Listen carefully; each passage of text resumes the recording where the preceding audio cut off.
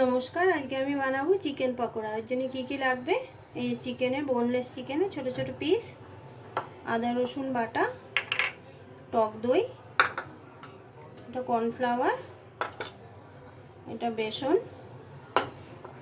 আর এটা হচ্ছে red chilli sauce, আর এই যে লঙ্কার গুঁড়ো, আর নুন তো লাগবেই। তো সবার প্রথমে আমি এই চিকেনটার মধ্যে, এটা হচ্ছে বোনলেস চিকেন, এর মধ্যে এই যে দই দিয়ে দেবো, টক দই দিয়ে দিলাম,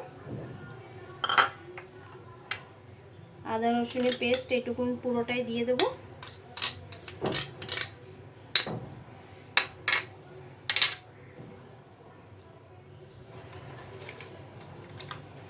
লঙ্কার গুঁড়ো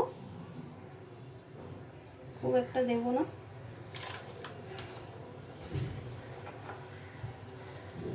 বেসন দিচ্ছি 2 চামচে,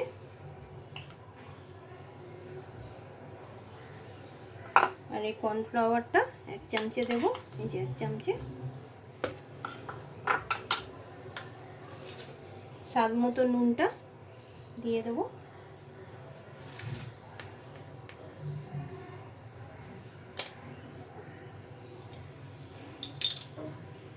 আর এই সসটা, রেড চিলি সসটা 1 চামচে দিয়ে দেব,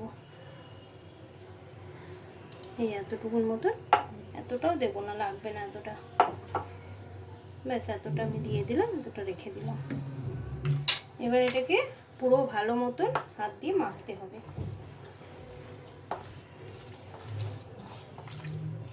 এটা মেখে আমি 10 মিনিট রেখে দেব।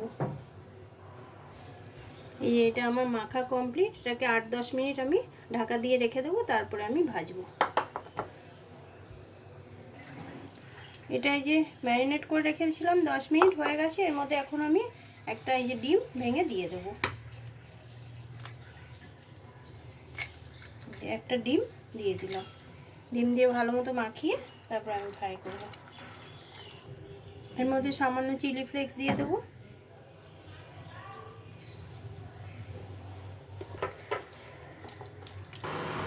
কড়াটা গরম হয়ে গেছে। এর মধ্যে এখন আমি রিফাইন অয়েল ঢেলে দেবো, ডিপ ফ্রাই হবে তো একটু তেলটা বেশি লাগবে।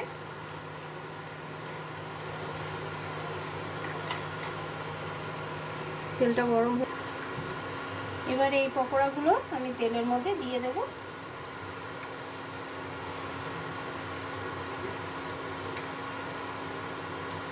স্টিমটা একদম কম থাকবে, বেশি যাতে না থাকে স্টিমটা।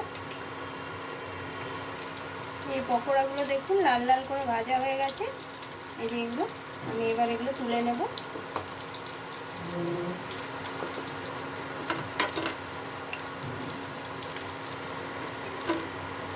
এই যে এগুলো এতগুলো ভাজা হয়ে গেছে, আমি আরও ভেজে নিচ্ছি।